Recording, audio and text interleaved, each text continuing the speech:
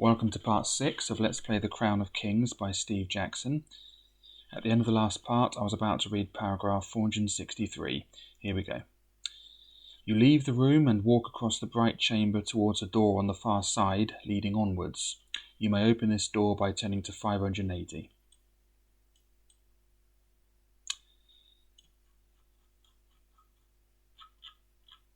Here we are. The door opens and you step into a large open chamber with dark alcoves around the walls. Torches, set into the wall, light the room with a flickering glow. The floor is marbled, as are the walls.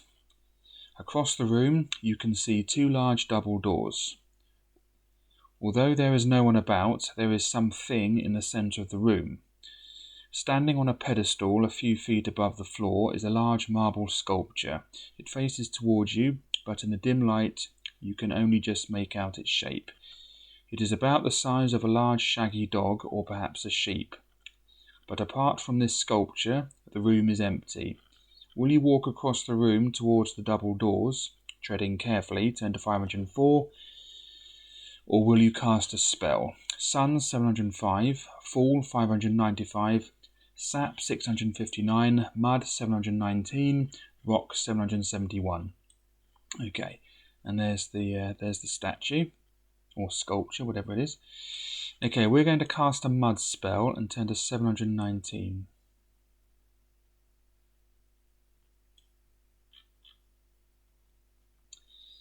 Here we are. Deduct 1 stamina point. Okay, that puts us down to 20. Do you have any sand with you? If not, your spell will not work. Return to 580 and make another choice. If you have any sand, turn to 681. Okay, do we have some sand?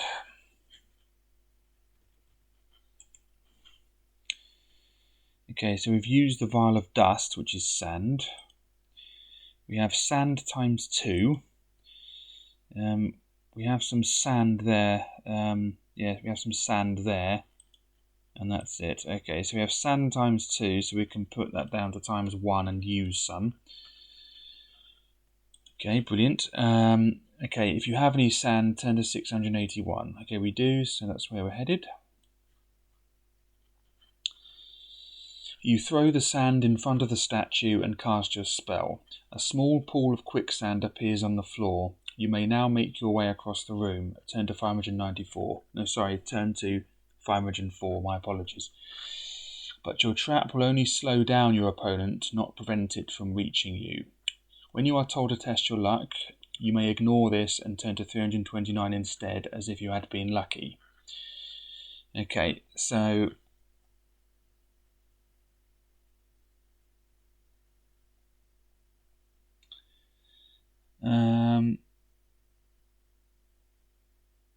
yeah, so okay, so we're going to be lucky. I better just make a note of that. So turn to 329 when asked next to test our luck. Okay. Okay, so now we're turning to 504. Wait. Here we are. After 5 steps into the room, you freeze. This may be a trick of the light, but you could swear that the shape in the centre of the room is moving. A creak confirms your suspicions. The sculpture is coming to life. It turns on its pedestal to face you as you move forwards. You take 2 more steps. Its legs move and it steps down from its plinth. There is something unnatural about its movements. They are abnormally quick. Stepping down onto the floor took the statue less than a second, but its bulk is considerable. Then, without warning, it charges.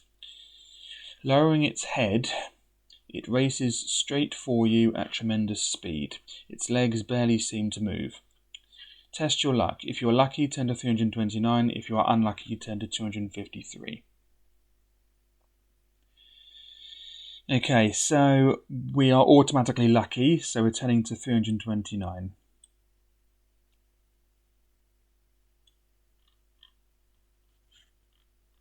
Okay. I'm going to just make a note that that's been done. There we go.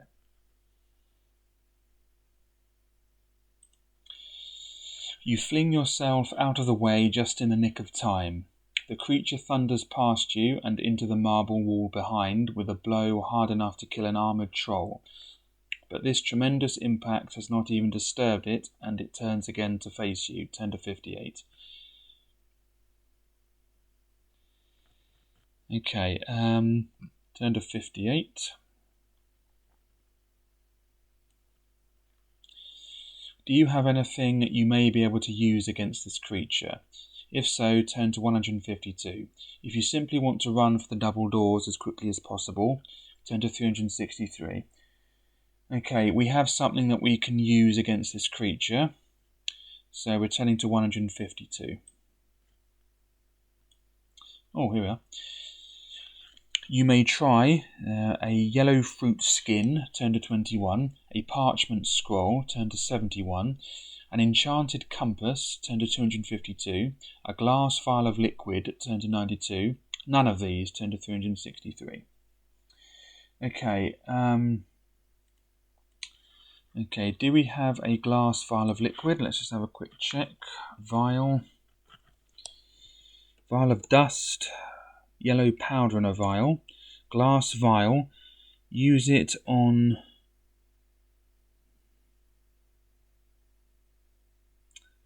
the sleepless ram, although I've sort of spelt that a bit weirdly,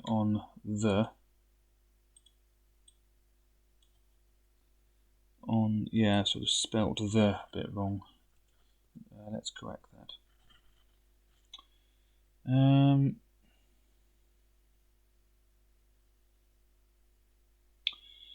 Did we make a note that we've used the golden locket? Can't remember now. All of a sudden that sort of... No, not the golden locket, I meant the locket that we gave the captain of the jailers or whatever it was, yeah. The locket with a portrait of a woman. No, we haven't made a note that we've used it or given it away, so let's do that now. So, given away, yeah. Yeah, all of a sudden it occurred to me, I didn't make a note that I've given that away, so we have now. Not the golden locket that's worth 8 gold pieces, where if we use it as money we don't get any change. Anyway, so, where was that vial? I've lost the vial now. Anyway, yeah, use it on the sleepless ram, and the sham gave it to us. Okay, so let's just say we're using that, so I'll put use now, and this is a sleepless ram, because a ram is a male sheep, isn't it? So that's that. Anyway, so we're going to use a glass vial of liquid, and turn to 92.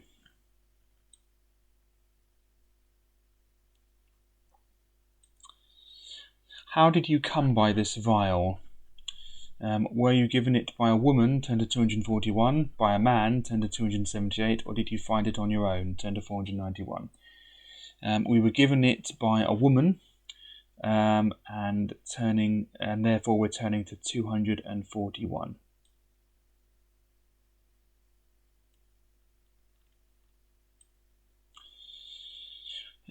You draw out your vial and grab the stopper. It is stuck. The creature is now heading towards you and accelerating fast. In desperation, you fling the vial at the statue and, as luck would have it, you score a direct hit. The vial shatters on its head. Immediately, the creature stops dead in its tracks and totters on its legs. It seems to be struggling with something. The liquid within the vial has a pungent, acidic smell which fills the air and seems to be having some effect on the statue. Steam rises from the creature's neck and it loses its footing. One leg slips, causing it to fall to the side. This is enough for you. Or rather, this is enough for you, or whatever. You race for the doors at the far end of the room while the creature is incapacitated. You reach the doors safely, but when you look back at the creature, your blood chills. The marbled ram is rising to its feet. The effects of the liquid are wearing off. Turn to 224.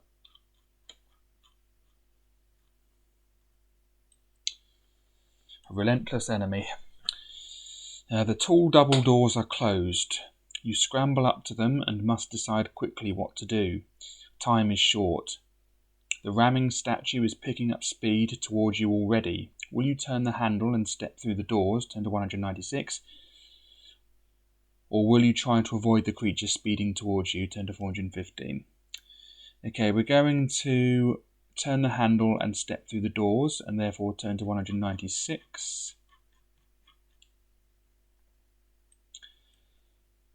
Throwing caution to the wind, you grab the handle and turn it. Although the handle turns in your grip, the door does not open. It is locked. You curse and turn to face the creature, which is now almost on top of you. Turn to 296. If you have a key to use in the lock, return to 224 to try it. If your key is correct, you will know what to do. I think that's a typo. Okay. Okay, we do have a key. Let's just check this. So let's look for key. Large key, turn to 12. No, that's not that. Large key. Just says large key. Key with 17. Deduct 17 from the paragraph number at the next Throban doors. Okay, we have that. Or rather, we need to use that because we're now at the next Throban doors. So therefore, we need to turn back to 224 and then subtract 17 from that, which would take me to 207. So from here, we need to turn to 207. Here we are. Let's just say that we've used that key.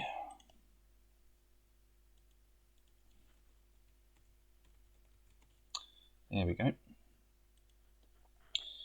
Your heart is thumping as you open the door and you slam it shut behind you to keep the marbled ram out. You pause to collect your thoughts. You are about to come face to face with the Archmage. Your mission is almost done. If only you can take the Dark Lord of Mampang and rescue the crown. The door opens onto the foot of a spiral staircase. You climb the stairs way up into the tower until you reach a door at the top. The door is unlocked. You open it. You are expecting an elegant study, well decorated and lined with books. What you see is exactly the opposite. Turn to 321. Okay, 321.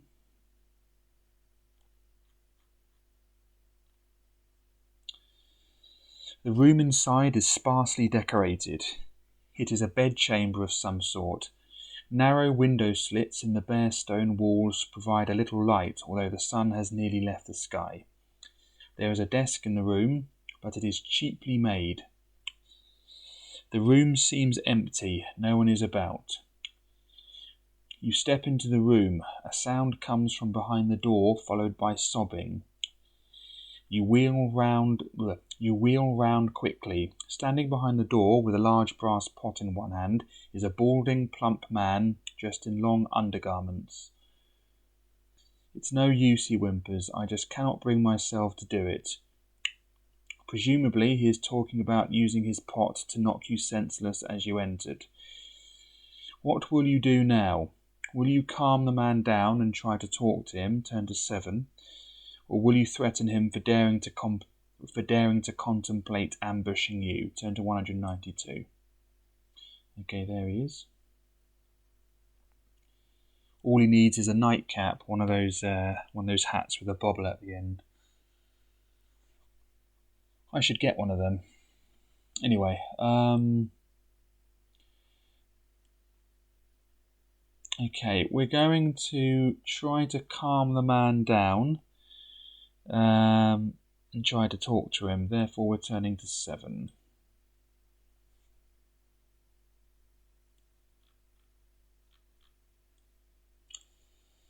You both sit down on a hard wooden bench and he composes himself. I have no wish for all this violence and treachery, he starts. For I am a man of peace. It's this god-cursed Mampang that causes all these problems. I cannot even trust visitors anymore. You assure him that you will do him no harm, and he tells you his story. Turn to 79.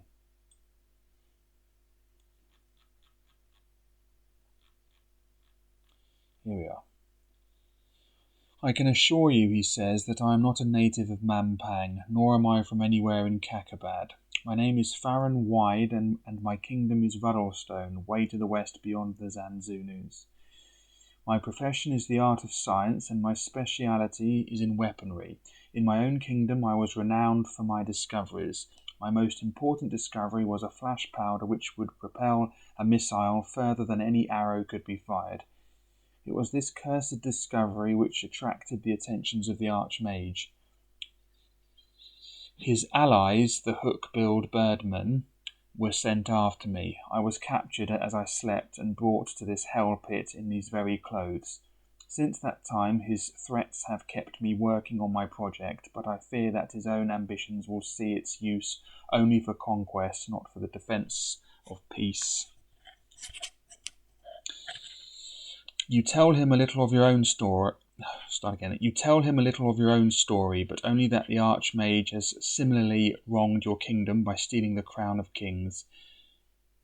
The old man nods. I have heard of your crown. The Archmage is said to keep it with him at all times. You ask him where you can find the Archmage.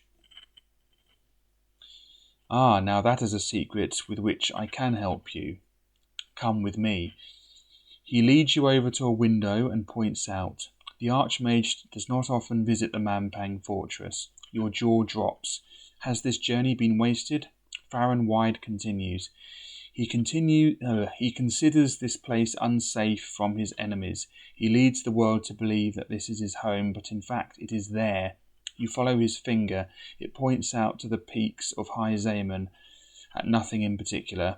You groan. Must you find your way safely out of the fortress and start another journey? Do not despair, my friend. Let me show you another trick I have learned. Farron Wide cups his hands round his mouth and calls 3 words in a language you have never heard before. You watch dumbfounded as the enchanted words cast their spell. Outside the tower in which you are, a shimmering haze disturbs the air. As it rises slowly, the old man's story makes more sense. Another tower, concealed under its spell of invisibility, forms before your eyes. Farron Wide looks at you proudly. There is the Archmage's tower. That is where he stays. You realise you must now reach this tower, and quickly before the light fades. Will you ask the man for his advice, turn to 245, or cast a spell?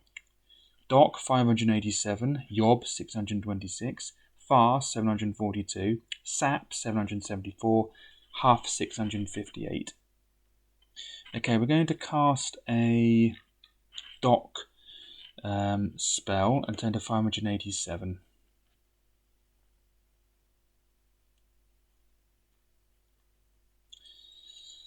Deduct 1 stamina point. Let's be down to 19. Do you have any medicinal potions or blimbry juice with you? Well, I know I have that because that's right there. Blimbry juice, 1 dose, plus 3 stamina, or a spell artifact. But I've unfortunately used it. So, if not, the spell will not work. If you have either of these, you may cast the spell to replenish your stamina. Restore your stamina score to its initial level and turn to 245. Okay, do we have a medicinal potion now? Medicinal. Yeah, we have medicinal potion from Cletus. Okay, so I'll just say I've used that. So used. There we are. Okay.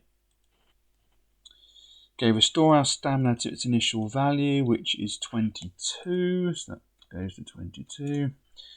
And therefore we're turning to 245. Off we go.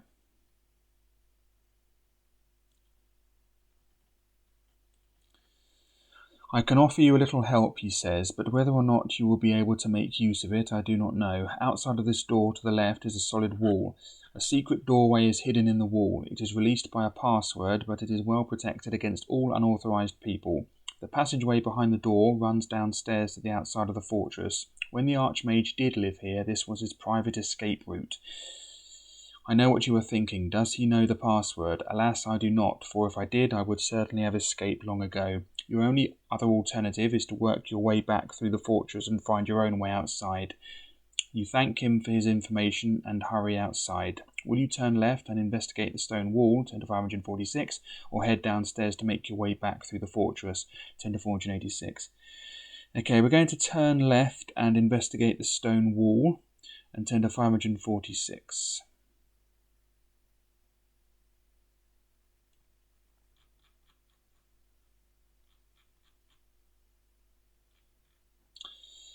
You feel around the bare stonework looking for a clue as to where the secret doorway is. You can find nothing. You may try a password. Will you try Alara Latan Alara, 10 to 317, or Ganthan Kamonta, 10 to 343? If you don't want to try either of these, 10 to 486. Okay, now we have a clue here, or rather we wrote down a clue. If we just search for Libra, I should have noted something down.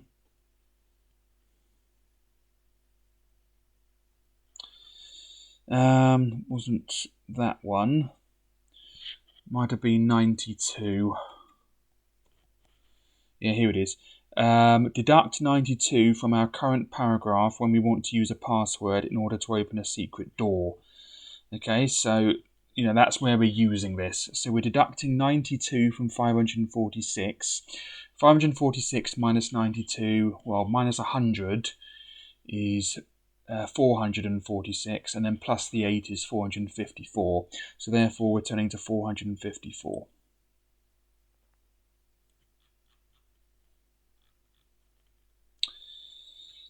You speak your password and wait. A creak in the rock is followed by the appearance of a crack which splits along the rock face. A door is opening. Your heart beats quickly as it swings open to allow you through, and judging by the commotion you can hear at the bottom of the stairs, this was not a moment too soon. You step through the door and close it behind you. You find yourself in a narrow tunnel. Stairs lead downwards. You follow them down and down, zigzagging until you reach the bottom. At the bottom is a door. It squeaks on its hinges as you open it. This door cannot have been used for many years. The dust and debris that have built up around it make it very difficult to open. Your spirits rise again when you find the door leads, as far and wide as told you, outside the fortress. But what of the hidden tower? Has it now resumed its aura of invisibility? You look out and breathe a sigh of relief. It is still visible. Perhaps the old man's words render the invisibility spell ineffective to anyone who once sees the tower. You step across towards it. A heavy door leads into the tower. You try it and find it firmly locked. Roll 2 dice and compare the total with your skill score. If you roll a number less than your skill, the door will open to allow you inside. If you roll a number greater than or equal to your skill, this door is particularly strong, then the door will hold fast. Deduct 1 stamina point for each attempt you make, including the successful ones. When you finally open the door, 10 to 102. Okay, so we need this to be less than our skill score. So our skill is currently 12, so we need this dice roll to be less than 12, which it was. But we need to deduct 1 stamina point. That takes us down to 21. Okay, good. Okay, we're turning to 102 now.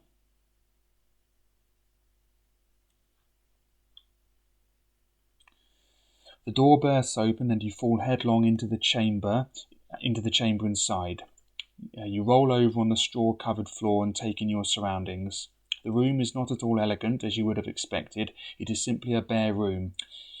2 doors lead from it, and you must now choose which to take. You may try either the one on the left, 10 to 37, or the one on the right, 10 to 465. Okay, we're going to try the one on the right and 10 to 465. The handle turns and you push the door open. Expecting the worst, you peer into the room. It is dark, but there is no sound coming from inside. As your eyes adjust to the light, you can see that the room is circular and thankfully empty. There is no furniture inside, nor any windows. The walls are smooth and stony, with long scratches stretching from floor to ceiling at several points round the edge of the door. On the far side, you see for what you are looking. At the foot of a staircase. Will you enter the room and look around, turn to 355, head across the room for the staircase, turn to 381, or ignore this room and try the other door, turn to 37. Okay, we're going to enter the room and look around, and turn to 355. Let's go there now. The floor of the room is covered in dust and straw. You kick through this and occasionally your foot touches something solid. Mostly these are stones, but one particular object feels light. You bend down and pick up a face mask. It is black in colour and is carved to resemble a grotesque face. Placing it in your pack, you continue to disturb the straw to see whether you can find anything else of value. But suddenly, you stop in your tracks. Your foot has kicked a much heavier stone, and immediately a deep rumbling noise comes from under the floor. Turn to 284. Okay, so we have a black face mask. Let's make a note of that. So black face mask. I can't resist saying this, as opposed to a mask that doesn't go on your face. Anyway, now we're turning to 284.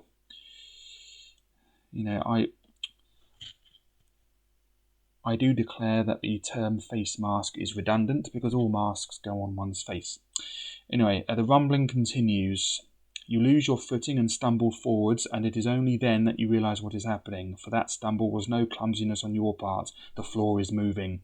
Quickly you glance towards the archway. The dark staircase has disappeared. You can see only a solid wall within the arch. You wheel round to consider your other way of escape, but, as if in answer to your question, the door slams firmly shut. Only now can you understand the scratchings on the walls. The floor is rising up towards the ceiling. You are about to be crushed to death. Will you search through the straw on the floor in the hope of finding something that may help you? Turn to 168. Will you wait to see what happens in case the floor does not rise all the way? Turn to 156. Or will you search your own equipment for something to use? Turn to 16. Okay, we're going to search your own equipment for something to use and turn to 16.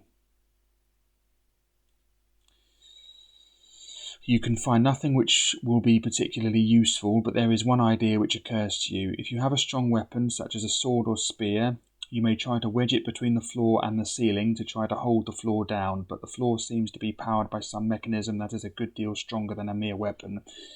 Nevertheless, you may try this if you wish, and you had better hurry up. The floor's rise is already causing you to kneel down.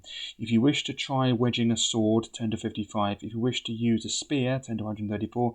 If you don't want to risk breaking either, turn to 269. Okay, we don't want to risk breaking either, so we're turning to 269.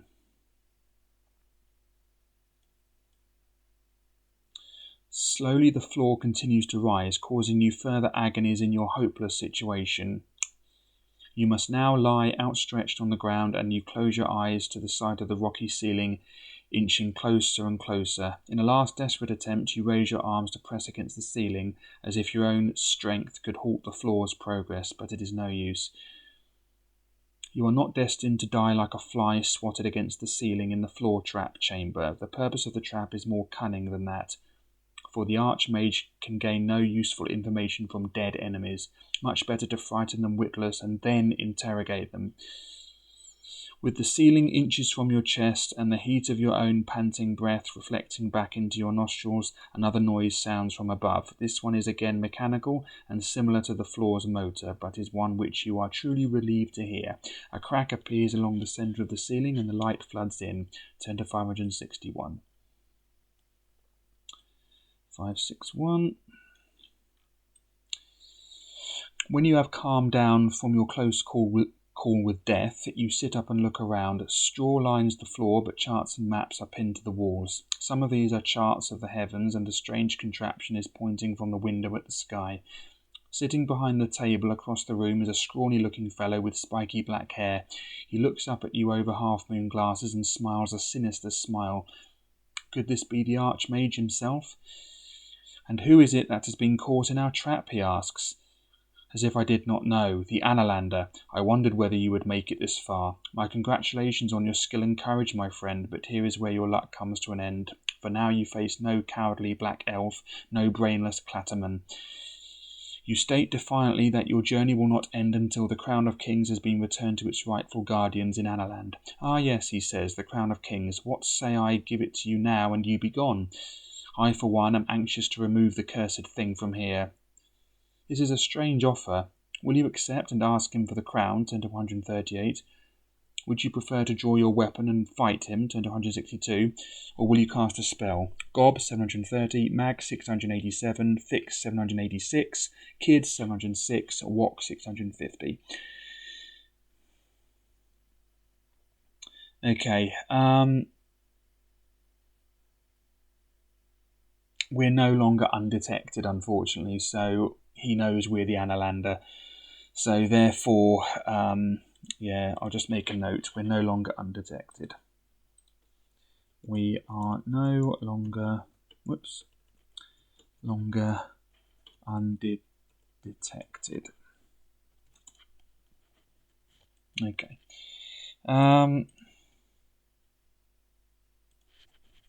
Anyway, what are we going to do? We are going to draw your weapon and fight him. And turn to 162.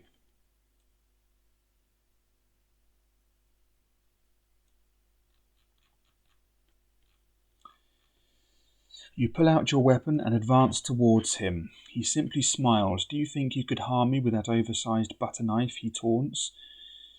Put it down, for I can make it my ally if I so wish. You ignore his threats. Very well then, have it whichever way you will. He gestures in the air with his hands and your weapon feels heavy in your hand. You try to lift it and find that it is tugging itself free from you. It pulls hard and breaks your grip, flailing in the air as if with a mind of its own, and then, to your horror, it turns to face you, cutting in the air to force you back against a corner. And now, to complete my little show, the sorcerer continues, a rope trick. Again he gestures with his hands. This time a rope flies up into the air. Serpent-like, it hangs, awaiting his instructions. At his command, the rope flies towards you and wraps itself around your wrists. You have been captured. Guards, he calls. From a hidden doorway in one of the walls, 3 guards rush into the room and grab you. The guards bundle you off back through their door. Excuse me. Where was I? The guards bundle you off back through their door and up a narrow staircase into the top of the tower. A heavy lock is set in the door at the top. This is evidently a prison room of some sort. They unlock the door and fling you inside, turn to 4. But remember that you have now lost your weapon. If you do not have another one with you, you must deduct 3 skill points in any future combats. Okay,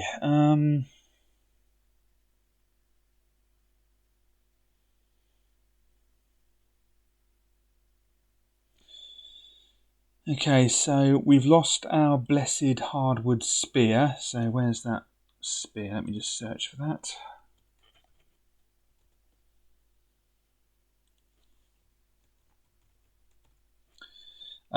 But we haven't lost a weapon because we still have the sword. So it doesn't really make much difference. Yeah, so we don't have to lose another... we don't have to lose 3 skill points. Anyway, turn to 4.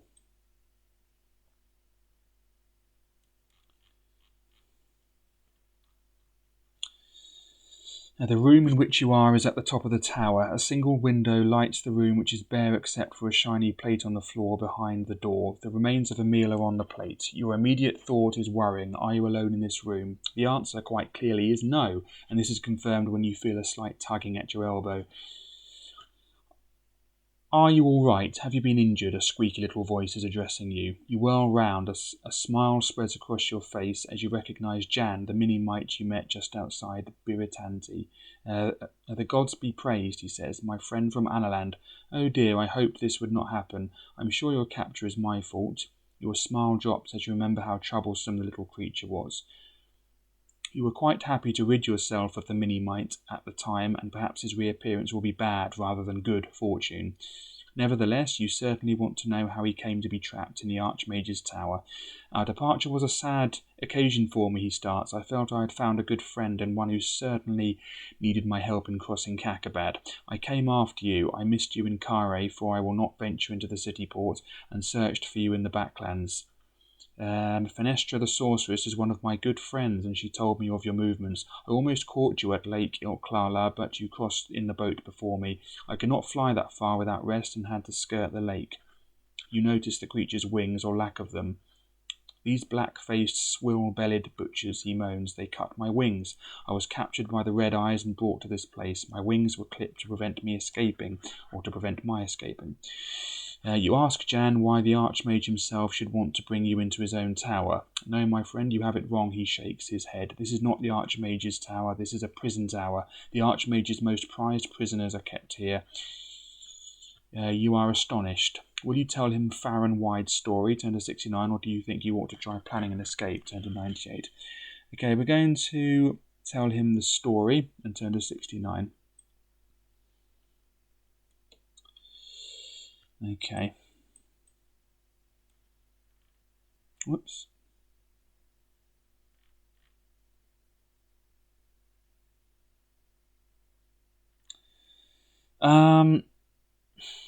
This video, yeah. I don't think I'm going to be able to do it in this video. There's a little bit more to do.